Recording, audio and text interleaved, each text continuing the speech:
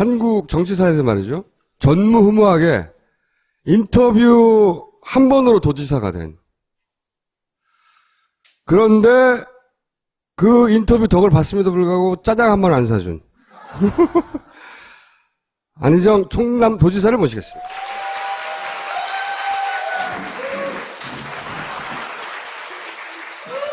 짜장을 먹으면서 아주 질기게 한 30시간 인터뷰를 했어요. 네. 근데 이제 마지막 인터뷰 말미쯤에 가가지고, 아니, 뭐, 그렇게 노무현 때문에 고생을 많이 했는데, 감옥도 가고 막, 그러면서도 인정도 못 받고 그랬는데, 대체 노무현을 왜 그렇게 계속, 곁을 떠나지 않느냐. 막, 조국과 민족 얘기하고 막,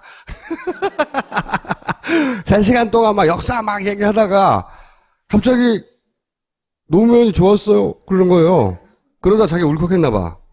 울기 시작해가지고 눈물 막 콧물 막 짜장에 콧물 들어가고 그거 먹고 그냥 더러워서 진짜. 그때 약속했거든요. 도지사가 되면 짜장을 사주겠다고. 안 사줬어요. 안 사줬는데 그 인터뷰는 한 개인의 정치사를 바꿨을 뿐만 아니라 제가 자평하기로는 한국 정치사 지평을 연 인터뷰사의 길이 남을라고 자평하는데 어떻게 생각하십니까? 당연히 굉장히 그 세기에 한번 나올까 말까 굉장히 훌륭한 인터뷰였다고 생각해요. 정말 농담이 아니라 그때 4시간이 넘었어요. 인터뷰를 하는데. 진짜 징하게 했거든요. 한 5시간인가 했는데 사실상 저는 이제 도지사 출마하면 충남 도지사 출마한다고 좀 이렇게 홍보를 하려고 그런 마음으로 이제 인터뷰를 했는데 도지사 얘기는 하나도 안 물어보고 뭐 신상을 털더라고요, 계속. 그때 안 억울했어요? 그때 안 억울했어요? 이 질문을 1시간 단위로 이렇게 계속해서 하더라고요. 노무현 때문에 감옥 갔는데, 왜, 아무런 직도 못 받고, 다른 사람 다 청와대 들어갔는데, 혼자 국회의원도 못 되고, 좆돼가지고, 감옥이나 가고 안 억울하냐고. 저 개인적으로도 참 고맙게 생각하는 게, 자꾸 그 질문에 대해서 너 그때 안 억울했어? 너 그때 너 혼자 감옥 가고 너 아무것도 못했잖아. 너 안 억울했어? 이 질문을 하는데 당연히 내가 해야 될 일이지라고 논리적으로 답변을 하다가 첫 번째, 두 번째, 세 번째 질문 4번째가 되니까 뭔가 약간 최면에 걸려. 감정이라고 하는 것을 굉장히 우리는 부끄러운 것으로 교육받아온 게 한국에서의 남성성의 본질이거든. 그걸 깨줬어요. 여자가 됐어, 이제? 그 벽을 깨더라고요. 그러니까 제가 살아왔던 모든 그 논리와 합리적 이성이라고 하는 그 이면에 내가 왜 그랬지 생각하니까 맞아, 내가 노무현이 좋았어요, 나 노무현을. 그러니까 좋아하는 사람을 위해서 감옥도 갈 수 있는 거지 뭘 그래요. 그러니까 제 모든 감정이 내 생활이 설명이 되는 거예요. 그러니까 그 뒤부터 사실상은 남자 나이가 40 넘으면 여성 호르몬이 늘어서 드라마도 잘 보고 운다고 했는데 사실은 나에게 새로운 호르몬은 김어준 호르몬이었다. 네. 굉장히 위대한. 표현이 너무 더럽네요. 내가 남의 몸속에 호르몬으로 들어간다는 것은 더구나 남자의. 네, 정말 고맙게 생각해. 정말 고맙게 생각해. 그 인터뷰가 사실은 본인은 예상치 못했겠지만, 왜냐면 마지막에 도지사로 출마합니다.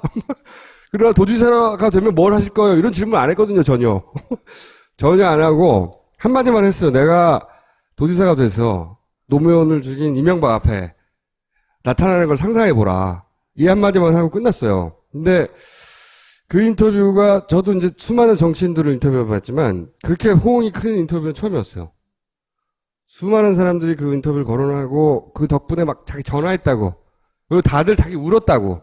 그러니까 인터뷰를 해서 어디로 나간 거예요? 딴지일보에 나왔어요. 딴지일보에. 딴지도 그렇게 많이 봐요? 뭐라고 씨발. 전화했다는 사람 정말 많았어요. 나 안희정 때문에 충청도 전화했다고 친척한테. 그 얘기 많이 들으셨죠? 저한테 직접 전화 오진 않았지만. 근데 하여튼 간에 그 인터뷰가 제 주변과 제가 느낌이 이렇게 확 올 정도로 주변 사람들한테 굉장히 많이 읽혔던 인터뷰였어요. 최근에 전국 시도지사 도정 지지율 1위. 그 도에서 인기 좋다는 얘기죠. 도지사로서. 5분만 내가 얼마나 도지사를 잘하고 있는지 본인 자랑을 하세요. 내가 그 이후에 계속 괴롭힐 거니까. 늘 그런 마음으로 해요. 제 마음속에서 정치에 대한 사람들의 불신이 있어요. 제가 하는 모든 행위는 사실상은 직업 정치인으로서 제 정치에 대한 사람들의 불신의 그 덫에 안 빠지려고 노력을 해요. 우리 사회가 서로 모든 직업인이 서로 직업인들, 타 직업인들에게 열심히 성실히 일하고 있는 사람으로서 존경하고, 존경까지는 안 가더라도 존중하고 신뢰해야 되잖아요. 모든 직업은 타 직업에 대해서 서로 존중과 신뢰를 가져야 되는데 유독 하나 정치에 대해서는 신뢰하지 않아요, 사람들이. 정치하는 놈 다 그놈이라고 그래요. 저는 16살 때부터 혁명하겠다고 고등학교를 제적당했어요. 저는 평생 직업 정치인입니다. 사회적으로 돈을 벌었거나 갑자기 유명해져서 정치적으로 스카웃된 사람 아닙니다. 저는 평생 직업 정치인입니다. 저는 제가 가지고 있는 이 직업이 우리 사회 모든 구성원들에게 존중받고 최소한 신뢰받을 수 있는 직업이었으면 좋겠어요. 저는 오로지 하나, 직업 정치인으로서 이 직업이 신뢰받게 만들겠다. 이것이 제가 하는 모든 행동의 처음부터 끝의 모든 원칙이고 제 소신이에요. 아마 그런 저의 노력이 저 사람은 좀 달래뵌다 이런 신뢰를 저는 얻고 있는 것 아니냐 이렇게 생각합니다. 제가 인터뷰 8년 전에 할 때도 받았던 인상이 뭐냐면 굉장히 관념적이고 학구적이에요. 학생 같아요. 그런데 이 꼴통 기질이 있어요. 고집이 되게 세요. 그런데 또 의리가 있어가지고 한번 좋아하면 또 끝까지 가. 근데 또 듣다 보면 혹하지 않아요? 그런 면도 있는 반면 한편으로는 너무 낭만적이다. 저래가지고 자기 앞가리면 어떻게 하나. 응? 밥 벌어 먹고 사는 쓸모가 있겠나 저거. 응? 이런 생각도 드는 그런 종합적인 느낌이었단 말이죠. 그래서 이제 1대1로 만나게 되면 설득당하는 경우가 많아요. 문제가 뭐냐? 이게 이제 대중적으로 한 사람 한 사람 다만 설득할 수 없잖아요. 그러면 굉장히 섹시하고 압축적이고 임팩트 있게 멘트를 던져야 되는데 그거 약해. 그래서 듣다 보면 뜬구름 잡는 소리 하는구나. 그래도 아마 대한민국에 현존하는 정치인 중에서 가장 포텐셜과 역량 있는 정치인은 안희정이라고 김어준 총수가 보증할 거예요. 뭐 그렇게 생각하시든가. 근데 이제 대선 이제 얘기를 바로 넘어갈게요. 이제 그것 때문에 불렀으니까. 대선 출마 얘기하면 이념, 정파, 지역을 뛰어넘겠다. 말은 좋아요. 말은 좋은데 이게 굉장히 폼 잡는 얘기로 들리거든요. 어떻게? 구체적으로 어떻게 뛰어넘어? 지역을, 정파를.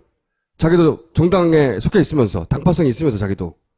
되물으면 뭐 어떻게 하냐고 구체적으로. 뭐라고 하실 겁니까? 원래 새로운 것을 창조하거나 새로운 것을 그리는 일은 얼른 동의받기 어렵습니다. 제가 하고자 하는 정치적인 미래와 제가 새롭게 구성하고자 하는 민주공화국의 미래는 우리가 현실적으로 경험하지 못한 그 무엇입니다. 그럼에도 불구하고 우리 마음속에서 끊임없이 그리고 있는 그 무엇입니다. 그만 좀 싸워라들. 택도 없는 거 가지고 서로 싸우고 지역으로 싸우고 이 택도 없는 정치의 이분법의 논리로부터 우리는 새로운 견해로 넘어가자. 이걸 제안하는 겁니다. 또한 우리는 어떤 경우든 간에 이념을 통일시킬 수는 없습니다. 서로 간의 생각과 견해 다릅니다. 우리는 민주주의 절차와 과정을 통해서 한 공화국으로서의 의사결정을 해낼 뿐입니다. 그렇기 때문에 제가 생각하고 있는 것이 당장은 관념적으로 뜬구름처럼 보일지라도 그러나 우리 마음속에서 지난 20세기까지 우리가 현재까지 보아온 이 정치의 이 소모적인 싸움들, 이 싸움 극복하자라고 하는 그 모든 마음이 그 질문에 저는 답을 하고 있는 겁니다. 그렇기 때문에 저의 태도는 가장 분명하고 명확한 미래입니다. 다만 기존의 진영의 논리로 봤을 때 이게 저는 그죠? 충청도 출신이라서 저 가운데 가나? 그러면 탈당을 하던가. 응? 그러나 제가 가지고 있는 소신은 분명합니다. 예를 들어볼까요? 4대강 사업 제 입장 분명합니다.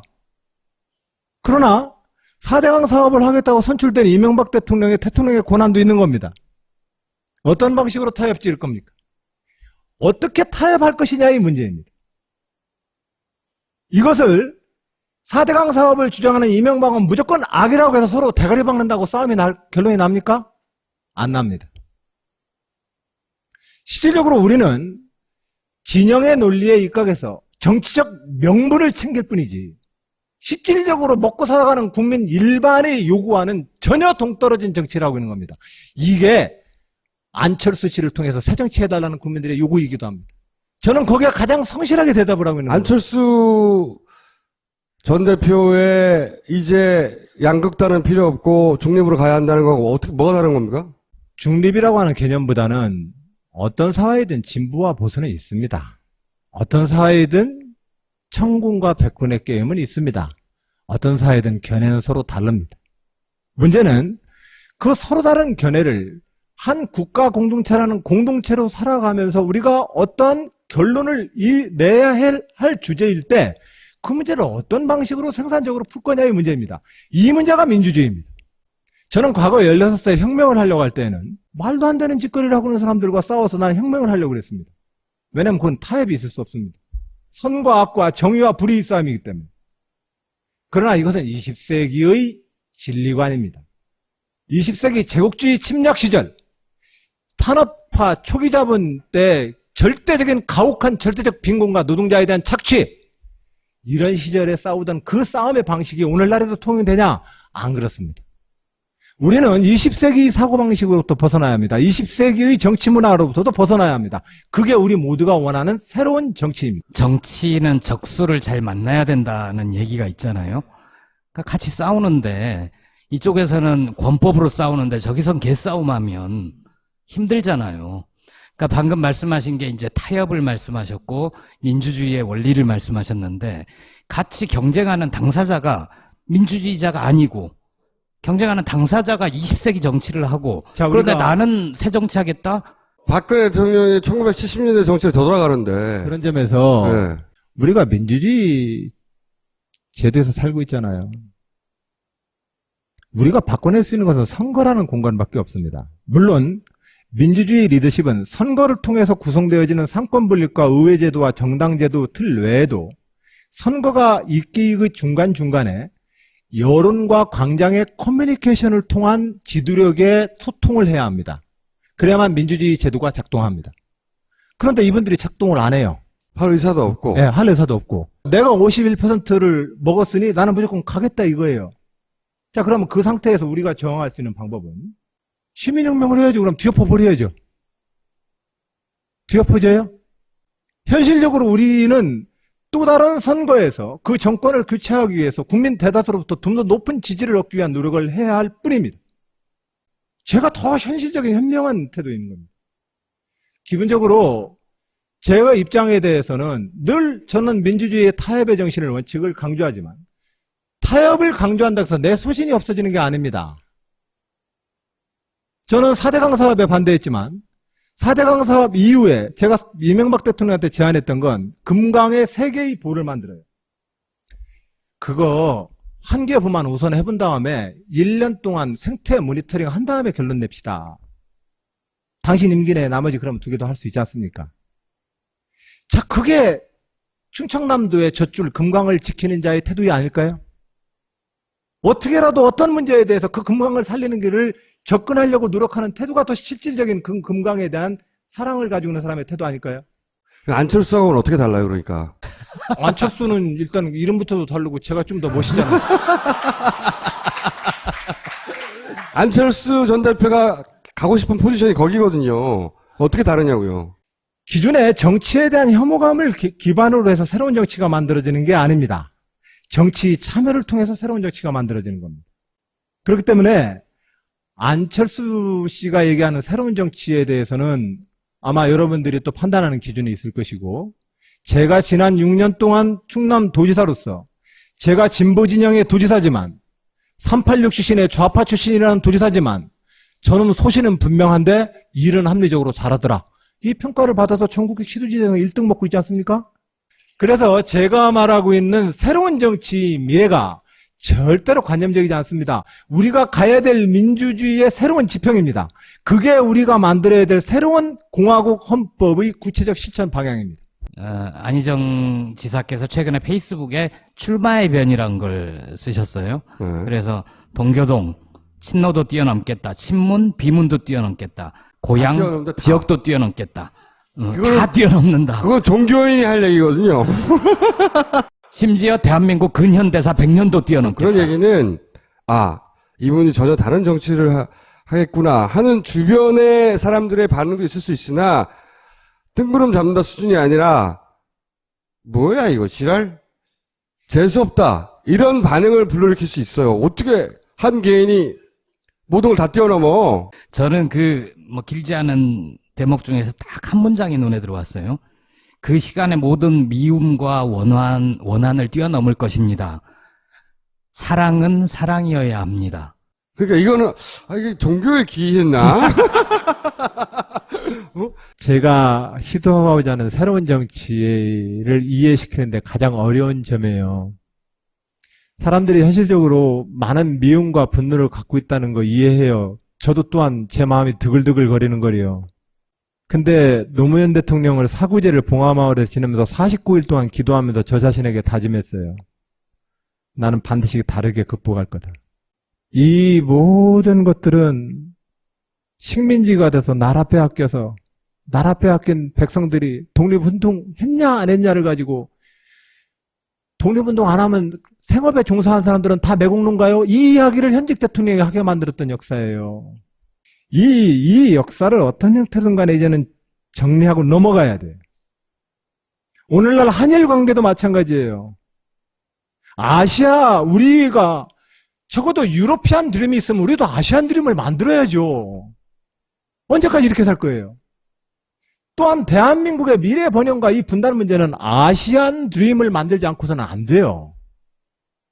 그러면 아시아 질서에서의 한일의 침략과 피침의 역사에 마저도 우리는 어떤가 정리를 해야 돼요.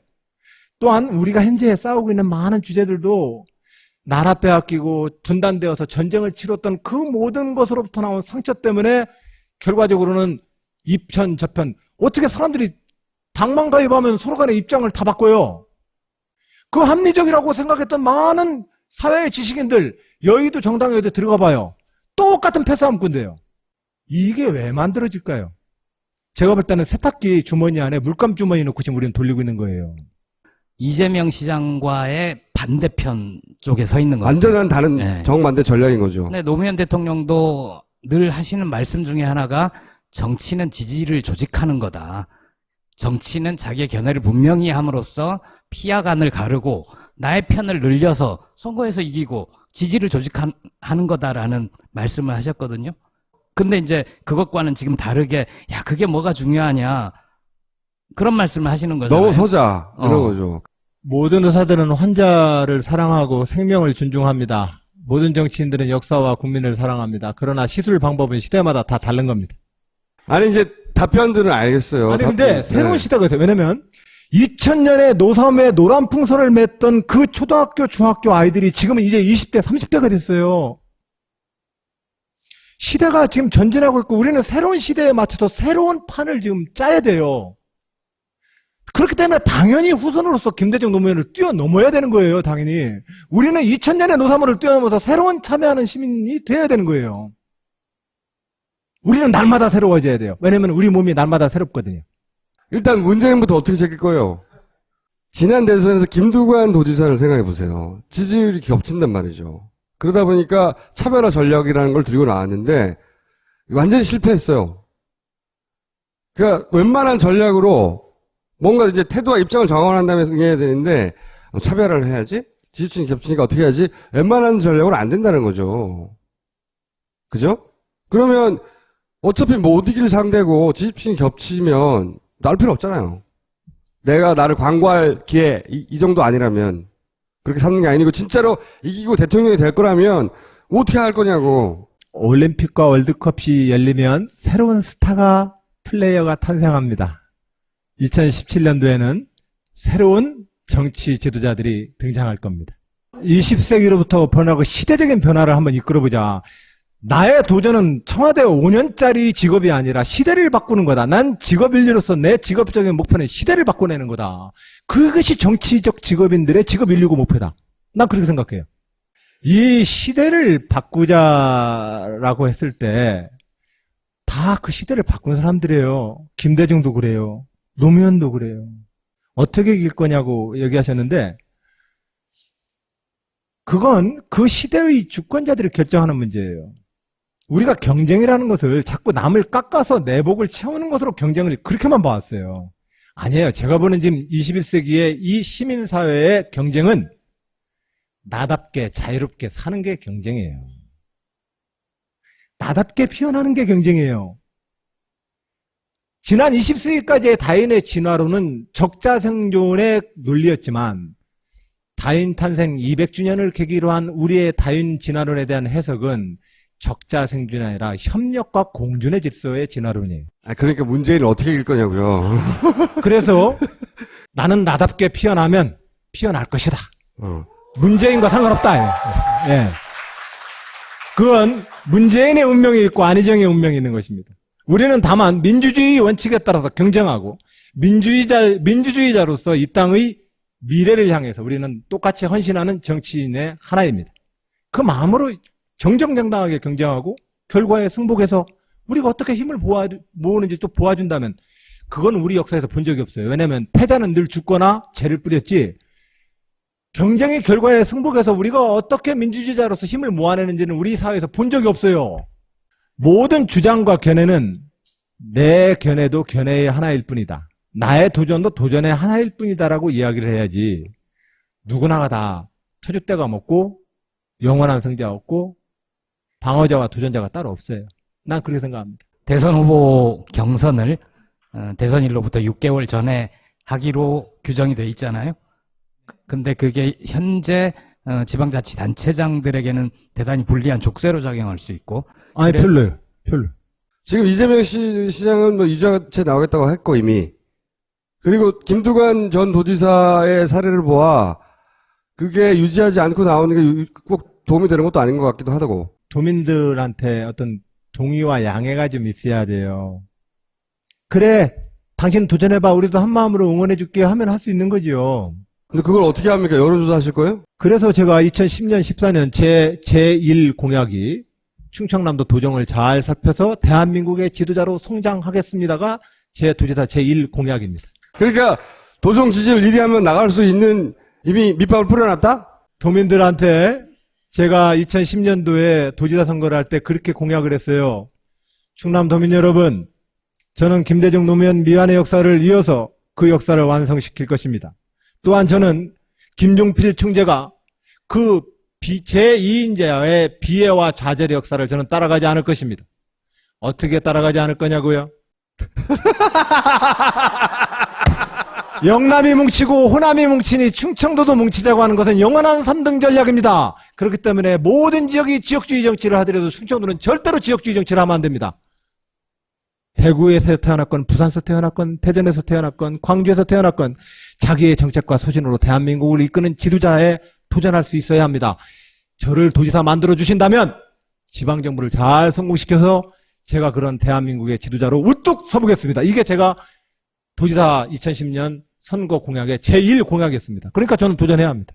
그러니까 내가 그런 공약을 걸었는데 나를 도지사로 뽑았기 때문에 난 이미 대선 후보 나가도 돼. 대선 출마는 공약 실천 행위라고 주장을 하는. 그런 거죠. 이런 새로운 논리가. 구체적인 경선 후보의 일정이 도저히 도지사직을 정상적으로 수행하기가 어려울 때는 저도 한번 여쭤봐야 돼요. 의회와 도의 주요 지도자들한테 제가 도지사직을 일상적으로 수행하면서 이 업무를 보기가 도전하기가 어려울 것 같은데 이 문제를 어떻게 하면 좋겠습니까? 라고 저도 좀 상의를 해봐야 합니다. 도정에 어떤 그 펑크 안 나게 일을 꾸리면서 도전할 계획입니다. 성공한 지자체장인 것만으로 자기는 충분하지 않은 거거든요. 자기가 뭐가 달라요? 그 다른 지자체장들보다 내가 나은 점이 뭐냐고요. 이명박 대통령 청계천 뚜껑 열었다. 버스 전용 차선이다. 그게 이명박 대통령이라는 한 정치 지도력의 브랜드가 될 수 있습니까? 브랜드를 평가할 때는 매우 그것은 저는 우리가 신중하자고 제안드려요. 정치는 뭐라고 얘기를 하든 정의, 공정, 평화의 가치를 실천하는 일입니다. 공동체 생활에서. 그걸 민주주의라는 제도를 통해서. 근데 이것을 어떤 방식으로 실현시키는 거냐? 그것은 똑같은 냉장고에 식재료 넣어놨는데 셰프마다 맛이 다르네? 그게 정치 지도력이에요. 그러니까 본인은 무슨 요리를 만들 거예요? 그런 그러니까. 점에서 저는 지난 6년 동안 보여줬잖아요.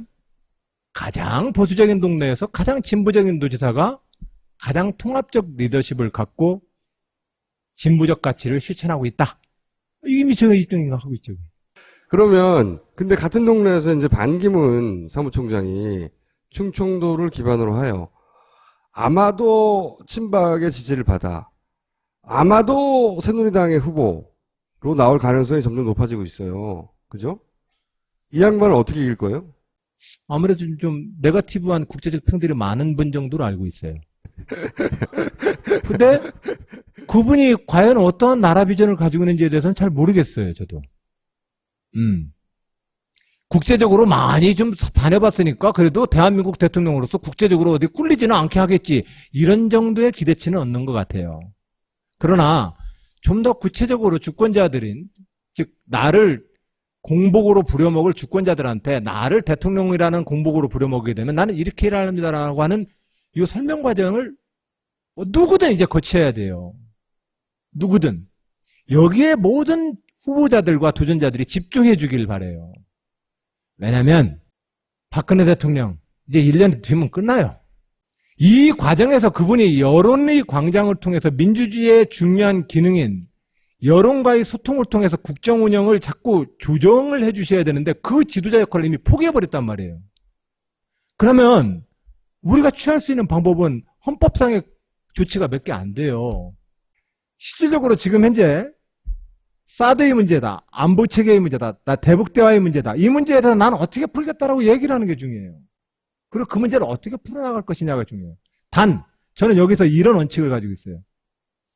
선거가 아무리 51대 49 게임으로 나더라도 난 49%가 그 승자를 향해서 9시 뉴스에 나오면 뉴스 꺼버리는 승자는 안 될래요. 그러면 국가의 지도자 역할을 못합니다. 적어도 나를 찍지 않았던 49%의 사람이 9시 뉴스 때 기분 나쁘다고 채널 돌리는 지도자가 돼서는 안 돼요. 그러면 민족공화국이 깨집니다. 그것이 5천년 우리 변방의 민족들이 우리나라가 겪었던 모든 순환은 그 국론 분열과 국가의 분열 때문에 생겨난 문제예요. 오늘날에도 그것 때문에 분단되어 있고 그것 때문에 우리는 많은 위기를 지금 겪고 있어요. 아까 박근혜 대통령은 어쨌든 내년이면 끝난다. 네. 라고 말씀을 하셨는데 야권의 지지자 중에 어느 정도가 되는지는 모르겠지만 최근에 남북관계 의 이상 그리고 사드 문제 기타 등등의 주변 국가의 관계 등등으로 인해서 혹시나 내년 대선이 정상적으로 치러지지 않을 가능성도 조금은 있지 않느냐라고 우려하는 사람들도 있거든요. 이정열 판사 같은 사람들. 거기에 대해서 어떻게 생각하시는지. 그리고 두 번째 질문까지 이어서 드리면 만약에 그렇게 뭐 전쟁의 가능성이 높아진다거나 남북 관계가 대단히 위태로워진다면 일반 유권자의 입장에서는 그래도 국제 무대에서 좀 뛰어본 사람이 충남도지사를 했던 사람보다 낫지 않겠느냐라고 생각할 가능성도 있지 않을까요? 내년에 전국을 좀 위태롭게 만들어서 갑자기 반기문이 그 국제적 지도력을 발휘하는 모양새로 등장해버리면 밀리잖아요. 난 안 밀릴 자신이 있어요. 어떻게? 다 가정을 하고 한 질문이기 때문에 저도 자신감으로 대답할 도리밖에 없어요. 이 질문은. 이명박이 낫습니까? 박근혜가 낫습니까? 처음부터는 민주주의 지도자로서 대단히 잘못하셨어요. 두 분 다 지금도 잘못하고 있고. 네. 누가 더 나빠요? 왜? 그리고 민주주의의 큰 원칙으로 보면 민주주의의 헌법과 법률, 민주주의 리더십에 대해서 전혀 그분들은 훈련되어 있지 않아요. 그렇기 때문에 실질적으로 우리가 그만큼 헌정사에서 민주공화국 역사에서 이 역사를 굉장히 사람들이 퇴보했다고 인식하게 되죠. 열을 가리기 힘들어요? 예, 그건 우열을 가리기가 좀 힘들어요. 기본적으로 지금 헌정에 있어서의 상권 분립과 의회의를 존중하는 틀에서 행정부의 수반인 대통령이 실질적으로 상권 분립과 의회를 존중하고 있지 않아요. 그리고 대법원들의 대법관들이 바로 나와서 새누리당의 고문을 받는 것은 이거 있을 수 없는 일이에요. 헌정 질서를 실제로 좀 안 지키고 있는 거예요, 다들. 근데 이 부분을 이명박 박근혜 대통령의 책임뿐이냐? 안 그래요. 대법관들도 책임이죠. 그러니까 우리가 지금 현재 민주주의를 전진시키는 데서 가장 중요한 것은 똑똑한 대통령 하나 뽑아가지고 바뀔 수 있는 세상은 이제 아니라는 거예요. 그러면 자신이 아니어도 되네요. 그러나 지휘자는 매우 중요합니다. 그만큼의 어떤 책무를 서로 하고 우리가 우리 사회 각계의 지도자들이 그만큼의 책임을 같이 져줘야 돼요. 누가 제일 무서운 상대가 될 거라고 보십니까? 상대편에서는. 안철수 대표까지 포함해서. 저는 제 자신이 가장 넘기 어려운 대구예요. 나도 그렇게 생각해요. 저렇게 말을 길게 해가지고는. 저의 태도가 조금 얼른 이해가 안 되는 분들도 있을 거예요. 여러모로 진심으로 고민해서 정치하고 있어요. 그리고 그것이 우리가 더 좋은 민주공화국의 미래를 향해서 제가 내린 최선의 새로운 정치의 틀이고 미래라고 생각을 하고 그런 태도를 해요. 그랬을 때 제가 경쟁을 대하는 태도, 국가의 주요한 정책을 놓고 비판을 다루는 태도, 사람들의 관계를 대하는 태도에서 저는 새로운 인간이 되고 싶어요. 그러지 않고서는 미래가 새로운 미래 안 만들어져요. 그러지 않고서는 오늘날 우리 아이들의 미래가 안 만들어져요. 모든 직장 생활이 너는 막 토달지 말고 하라는 대로 해. 모든 곳이 다 그래요, 지금. 이러한 리더십이 모든 정점에 정치라는 틀이 있을 뿐이에요. 우리가 이걸 바꿔내야 돼요. 그러면 5천만 명이 모두 기피고 살 수 있어요. 흑수저, 금수저 안 나오게. 근데 손학규는 왜 그래요, 지금? 아니, 손학규 전 대표가 좀 이상하다고 생각하지 않으십니까? 행보가? 왜 저러려고 그러지? 뭐 하려고 그러지? 이런 생각 안 드세요? 삼지대에서 뭐 다 모여라. 친문, 친박 빼고 이런 거는요. 노사모 이래로 우리 당에서 오랫동안 오는 갈등이 뭐냐면 노사모라는 열렬한 지지와 온라인의 지지를 얻고 있다고 생각하는 사람과 나는 그것을 도저히 얻을 수 없다고 하는 정치인들이 존재해요. 이렇게 둘이 붙어놓으면 매번 판판 지죠. 그러니까 이 게임에서 진다고 생각하는 분들은 이것은 불공정하다고 생각하고 있어요. 여기에 뭔가 좀 답을 내야 우리가 같이 살 수 있어요. 니들이 잘못된 정치적 태도를 가지고 있어라고 비난하는 것으로서는 그건 문제제기를 하고 비난을 할 수 있지만 문제를 못 푸는 거예요. 어떻게 풀 수 있어요? 대화하고 논의하는 거 외에 다른 답 없어요. 그럼 삼지대는요? 다 모여라. 정당을 자꾸 이리저리 뗐다 붙였다 하면 안 돼요. 모이는 선수가 다 그 선수가 그 선수예요. 술집 바뀌어도요, 그 선수가 또 모이는 거예요. 모여가지고 그냥 우리는 2차, 3차 했다고 그냥 간판만 바꿀 뿐이에요. 이게 신장 개업하잖아요. 국민들한테 신뢰받기 어려워요. 그래서 안 된다? 저는 김대중과 노무현의 역사를 이어온 이 민주당의 역사를 계속해서 지켜온 사람이고 이 당이 저를 감옥을 가려도 감옥을 가고 감옥 갔다는 이유 때문에 공천을 안 줘도 또 당에 남는 거고 당을 위해서 계속 남아있어요. 왜 그런지 아세요? 48년 헌법 만든 이래로 이제까지 정당의 계보들을 그리면 A4 용지로 8장, 9장 나와요. 세상에 이런 정당 정치를 계속 놔두고도 어떻게 민주주의 사회를 발전하죠?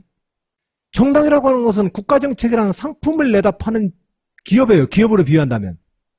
예를 들어서 우리가 지금 현재 선풍기 하나 샀는데 내년 갔더니 그 선풍기 회사가 AS 안 해주고 간판 바꿔버리고 그 선풍기 나 모른다고 얘기해버리면 소비자가 신뢰할 수 있어요? 소비를 못해요. 근데 우리는 그러한 그야말로 혼란스럽고 아수라판의 정당 민주주의 시장을 지금 70년째 이러고 있어요. 그래서 저는 그러한 책임 정당 정치와 민주주의의 기초를 깨는 이런 정치적인 무원칙한 이합 집산에 대해서는 늘 반대해왔고 그것을 어떤 형태든 간에 그러지 못하도록 만들려고 노력할 거예요. 본인이 이번에 안 되면 그나마 이 사람이라면 내가 다음 정권을 맡겨도 안심하고 계속 혼자 떠들겠다. 그나마 나은 분이 누구예요? 다 못 듣는다에 500원 걸어. 물론 못 들어올 거라고는 생각해요. 어떻게 빠져나가나 보자고. 정당인으로서 이 경선에 참여하는 모든 후보자를 존중할 거예요. 그리고 그와 경쟁을 했다면 그가 이긴다 할지라도 나는 그에게 승복할 거예요. 이재명 시장은 뭐랄까 아직은 이게 좀 부족하지 않나? 이재명 시장님도 보면 소신 있게 당차게 밀어붙이는 걸 보면 이재명 시장님도 굉장히 장점이 많은 정치인이에요. 그러나 그러나 그분의 쓰임은 국민이 정할 거예요. 민주주의 사회에서 최종 사장님은 국민이에요. 우리 고용된 사람끼리 네가 낫다 나가 낫다 도토리 키재는 싸움 해봤자 주인 입장에서 보면 다 웃기는 얘기예요. 문재인 전 대표의 싱크탱크가 대규모로 출범을 해요. 500명 정도의 학자들이 참여하고 그중에는 그냥 뭐 진보적인 학자뿐만 아니라 주류 경제학자, 중도 성향의 뭐 학자 구색이 좀 맞춰진다 이거죠. 활동을 많이 하겠죠.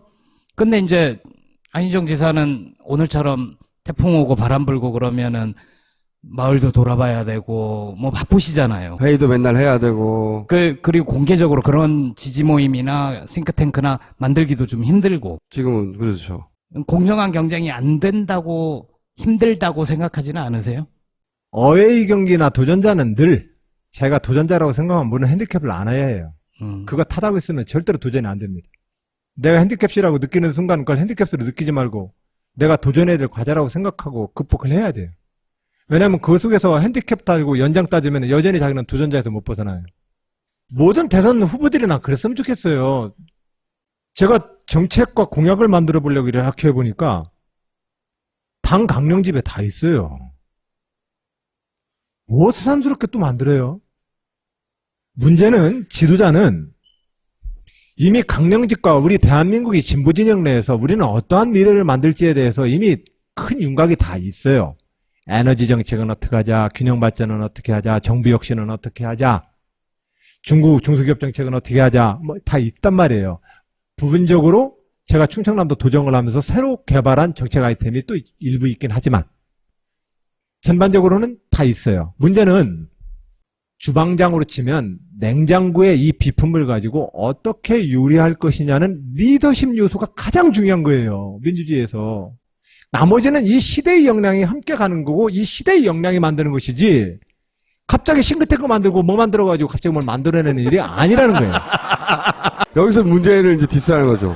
아니 문재인 대표를 디스한다고 보지 마시고 저는 정당인으로서 모든 입후보자와 도전자들한테 제안하는 거예요. 진보진영의 모든 인적 네트워크를 내 것으로 생각을 하고 캠프 조직으로서 최대한 슬림해서 운영을 하는 게 당의 단결 그리고 큰 네트워킹의 집단지성을 얻어내는데 그게 더 유리하다. 네이버 들어가 보면 웬만한 거 다 거기 다 들어가 있어요. 경제민주화 딱 치면 막 김종인 교수부터 조윤재 박사 뭐 다 있어요. 그 글들. 김종인 선생은 어떻게 생각하세요? 문재인 대표께서 김종인 박사를 비상위원장으로 영입할 때 언론사들이 막 질문을 하더라고요. 그래서 저도 그냥 정말 아무 생각 없이 그분은 평생 경제민주화라는 화두만 가지고 살았으니까 경제민주화라는 화두를 잘 들어주는 정당이면 어디든 가시는 분 아니겠어요? 그러니까 그분은 일관된 인생을 살고 계시는 거죠. 그러고 말았죠. 지금도 그 생각이신 거고. 그 주장과 주제는 아마 김종인 대표님이 거의 신념이나 철학처럼 가지고 계시는 것 같은데. 그래서 어쨌든 자기 불러주면 아무데나 간다 이거 아니에요. 그죠? 그렇죠. 그게 우리 사회의 전문가들을 권력에 줄 서는 사람으로 이해를 해야 되는 정치인들의 무소신을 비난을 해야 될 부분이 있고 전문가의 역량으로서 우리 사회에 어떤 정보가 오더라도 함께 힘을 모아줘야 되는 전문가 집단이 있다라고 구분을 저는 해야 된다고 그 중에서 비난입니까? 뭡니까? 저는 비난 아니죠. 네. 왜냐하면 김종인 대표는 그런 정도의 행보를 평생 해오신 분이세요. 그러니까 그분들은 뭐 여의도 정치권을 무사들의 사회라고는 무사의 룰을 가지고 그분을 평가해서는 안 되는 것 같아요. 근데 그 양반 네. 스스로 정치를 하려는 것 같은데요? 그냥 쓰이는 전문가가 아니라. 이제 그러면 그분은 이제 자기 모든 생을 털어서 국민들에게 또 고해성사를 해야 되는 거예요. 내 인생은 나는 이렇게 살아왔고 그것을 가지고 나는 살았으니 나를 지도자로 선택해 주십시오라고 얘기를 해야 돼요. 그 얘기하는 과정에서 자기 인생이 다시 한번 또 정리되게 될 거예요. 그건 그분의 숙제죠, 이제. 개헌에 대해서는 어떤 생각을 갖고 계신지, 그리고 박근혜 정부 임기 내에 개헌이 가능하다고 보시는지. 그럴 이유가 뭐가 있냐? 저는 개헌을 한다면 민주주의의 일반적인 원칙으로 봤을 때 자치분권 개헌으로 가는 것이 지금 우리가 필요한 개헌의 방향이라고 생각을 합니다. 자치분권은 뭡니까? 민주주의의 초반은 독재자를 공정한 선거를 통해서 독재자를 막아내는 것이 민주주의의 기본 초벌구이고, 재벌구이로 가면 주권재민과 국민의 참여를 확대하는 것이 민주주의의 버전업 과제죠. 저는 그렇게 생각합니다. 그런 점에서 지금 우리의 민주헌법과 국가 운영은 국민들이 좀 더 일상적으로 참여할 수 있는 어떤 구조를 만들어야 합니다. 그래야만 가압을 시혜성, 전시성, 선심성 정치로부터 벗어날 수 있습니다. 그런 측면에서 이 문제를 극복하려면 중앙 집권화된 이 600년 체제를 자치분권의 사회로 다시 환원시켜야 합니다. 그게 내각제예요? 흔히 말하는? 아니죠. 지방자치단체와 지방정부의 기능을 높여야 되고, 예를 들면 충청남도에는 가볼로투텍과 유성기업 노조 파업이 있었습니다. 제가 문제를 풀고 싶죠. 풀고 싶지만 거기에 무력진압으로 들어가는 경찰청 병력과 거기에 근로감독을 해야 되는 근로감독 업무는 노동부 장관과 경찰청장의 업무 소관이기 때문에 도지사가 어떠한 명령 권한도 없습니다. 그러니까 어떠한 권한이 없기 때문에 그 문제를 도지사로서는 손가락발 입에 물고 지켜볼 도리밖에 없는 겁니다. 그 미국처럼 어쨌든 자치정부가 보다 많은 권한을 가져야 된다? 그런 점에서 자치분권으로 중앙 집권화된 이 국가 시스템을 자치분권으로 넘어가야 됩니다. 그것이 민주주의 헌법 개정의 가장 개헌을 다음 한다면 단계의 과제이다. 예. 인사를 짧게 하시고 오늘 마무리해야 될 것 같습니다. 예. 새로운 시대로 갑시다. 21세기 새로운 시민 여러분, 새로운 대한민국의 미래를 만듭시다. 그것은 우리가 이제까지 배워왔던 과거의 모든 관성으로부터 우리 스스로 벗어나지 않을 것을 제안합니다. 저는 정치인으로서 제가 여의도에서 배워왔던 모든 낡은 정치 태도로부터 저는 벗어나려 노력하겠습니다. 우리가 그런 방법으로 새로운 미래를 만듭시다. 그 길이 세월호의 그 아이들의 죽음 앞에서 제가 했던 맹세입니다. 저는 새로운 대한민국을 만들 것입니다. 만들어야 합니다. 그것이 우리의 도리입니다. 그것은 관주도형, 국가주도형, 죄송합니다. 제가 너무 흥분했나 봅니다. 예. 감동받으셨어. 여러분은 이 정도로 맛배기로만 오늘은 끝내도록 하겠습니다. 예, 감사합니다. 예. 감사합니다.